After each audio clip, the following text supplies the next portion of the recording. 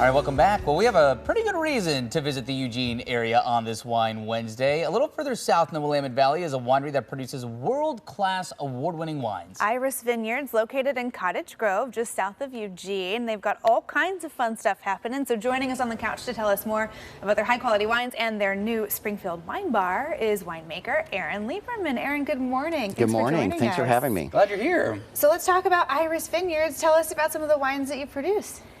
So our primary focus, like most Willamette Valley wineries, is on Pinot Noir and Pinot Gris.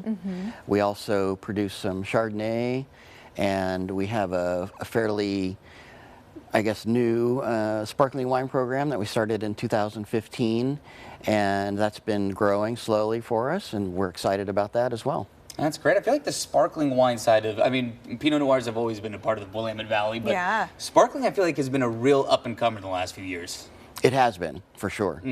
Yes. It's bubbling up. I see what you did there. Well, you know, we've really seen Willamette Valley wines take off in recent years, and good and bad with that has just come a lot of attention from all around the world. So you've been able to make some really, really nice wines at still a really friendly price point. Why was that important to you?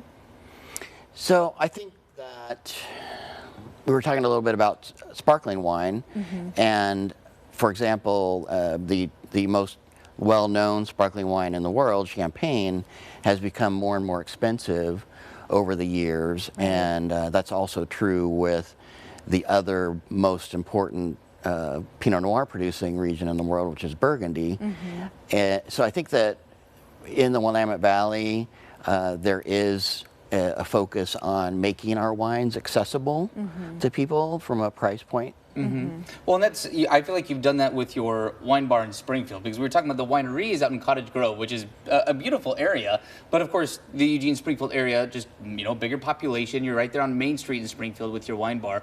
What's that experience been like, bringing your wines to a wine bar in a downtown district that has really been up and coming as well over the last 10, 15 years? It has. Yeah, it's been really great. It's we're going on a year of being open there, and we've had a great experience, great reception by the people in Springfield and the city government as well.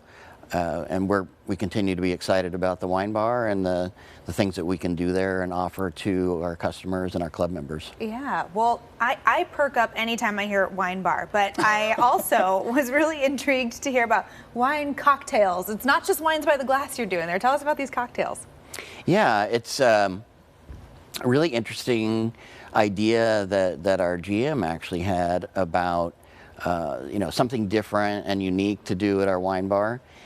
So we make some products at our winery that kind of mimic bourbon and gin and Amaro, so like Campari, that are wine-based, so that we can serve them in our wine bar under the type of license that we have. That's kind of cool. This may be a bad question, but how do you do that? How do you make grapes and turn them into all this? your secrets, please.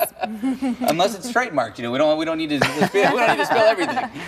So, for example, with the bourbon Chardonnay, we infuse Chardonnay with additional oak, right? So bourbon is a very oaky drink.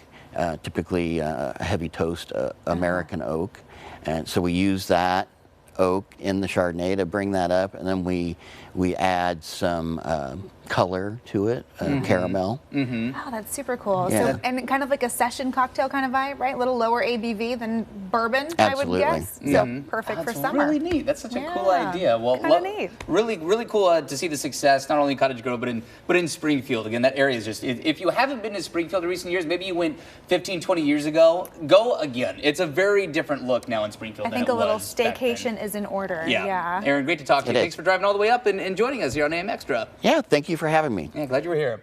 And if you want to find out more about Iris Vineyards, you can check out their wine bar, learn all about their amazing wines. It's irisvineyards.com for more info.